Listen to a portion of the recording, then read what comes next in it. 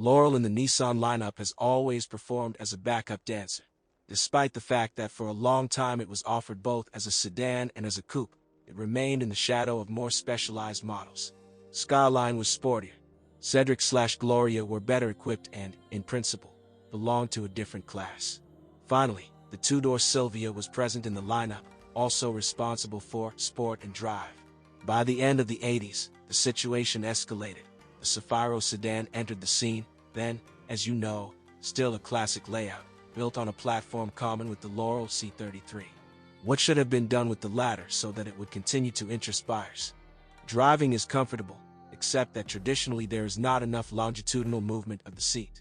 As a compensation for such a driver's orientation, seat height adjustment and lumbar cushion, and the front passenger seat rides on the skids not just horizontally, it moves in an arc like a children's swing. Well, and where, of course, without the characteristic Nissan chips, elegant watches and a handbrake unlocked from the lever at the tide of the tunnel. It is a pity that there was not enough inspiration for the climate block, which is partially arranged on sliders. Back you need to fit in as if enclosed 2 sizes smaller. In terms of the length of the wheelbase, Laurel was among the leaders among classmates of that time. However, part of it, along with the interior, was eaten by the engine compartment, designed for inline sixes. As a result, some front-wheel drive, lower class turned out to be more loyal to the rear passengers. It's good that the trunk did not become a hostage to the layout. In terms of volume, it is quite sufficient and has an interesting bonus, Dokatka, located on the side, near the left wing. Those who picked out the yoke from under the floor of the trunk full of luggage will appreciate this decision. And how to evaluate the performance of Laurel presented here. On the one hand, the non-poor equipment of the Medalist, full power accessories, music, control buttons on the amputated native steering wheel, climate control. On the other hand, technical, if not the initial level with the 4, but only the second. With a 125 horsepower RB20E, another 4-speed automatic, and the absence of the 4WS system, offered only with the RB25DE and RB25DET.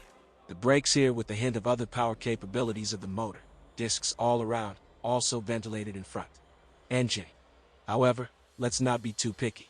In Japan in the 80s and 90s, the RB20 was loved for its power group reliability, torsional nature, and tuning versatility. On the islands, there are still fans of this rower, which is prepared in both versions, turbocharged and atmospheric. Specifically, the single shaft and distributor RBI has its own special feature. It pulls well from the bottom. It starts almost from idle, quickens at 3,000 RPM and then willingly spins up to the red zone.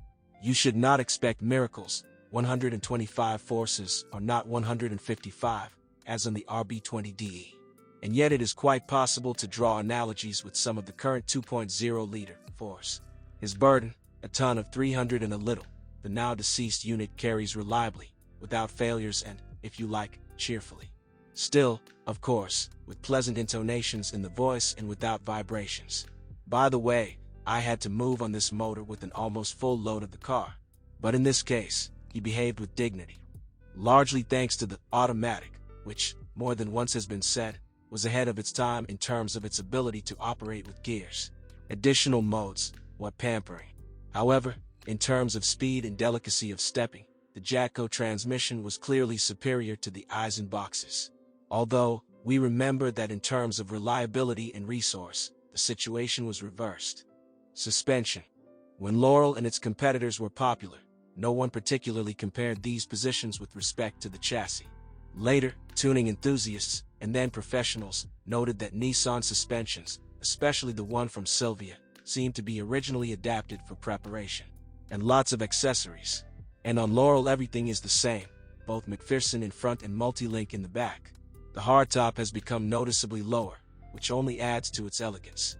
At the same time, the size of the wheels remained standard, which was on all Laurel with 6s, 195/65 or 15.